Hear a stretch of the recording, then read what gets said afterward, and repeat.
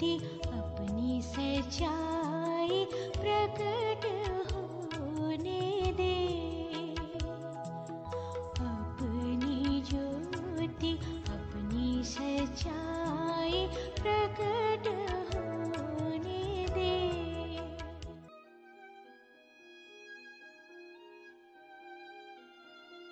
परमेश्वर के रहस्य बाटिए भाई भक्त सिंह के द्वारा। मई 22 पुनः प्राप्ति के रहस्य।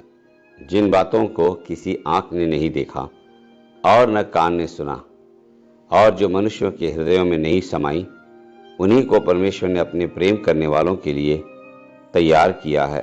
पहला कुरिन्थियों 2 अध्याय 9 पद।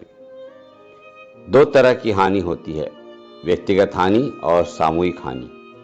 पहली हानि वह जिसमें स्वयं हमारा नुकसान होता है और दूसरी हानि है जिसमें सारी मंडली का नुकसान होता है।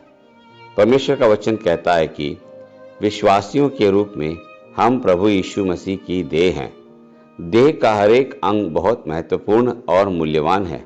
जब एक अंग पीड़ा में होता है तो सब अंगों को पीड़ा होती है। जब विश्वासियों के रूप में हम एक हानि और सूखेपन का जीवन बिताते हैं तब पूरी देह प्रभु यीशु मसीह की पूरी कलीसिया पीड़ा सहती है। हमारा नुकसान पूरी कलीसिया का नुकसान होता है। वैसे ही हमारी पुनः प्राप्ति सबके लिए आनंद और आशीष होगी। हम जानते हैं कि प्रभु यीशु मसीह में हमारे पास एक बड़ी आत्मिक विरासत है। यह एक स्वर्गीय विरासत है और यह निष्कलंक है और यह कभी नहीं मिटेगी। लेकिन हम फिर भी एक पराजय और निष्फलता का जीवन बिताते हैं क्योंकि हम अपने स्वर्गीय विरासत का आनंद मनाना नहीं जानते। परमेश्वर ने प्रकट होकर अब्राहम से स्पष्ट कहा था, अपना देश, अपनी धन संपत्ति और अपने कुटुंब को छोड़कर उस देश को चला जा जो मैं तुझे दिखाऊंगा।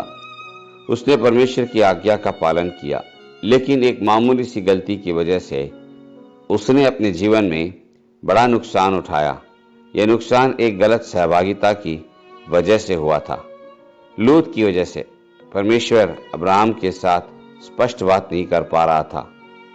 परमेश्वर शुरू से ही उसकी अगुवाई कर रहा था, लेकिन फिर उसे रुक जाना पड़ा। यह इसलिए हुआ क्योंकि अब्राहम के अंदर से परमेश्वर की उपस्थिति का एहसास खत्म हो गया था। अब अगर पुनः प्राप्ति हो सकती थी तो वह सिर्फ उनके अलग होने के बाद ही हासिल की जा सकती थी।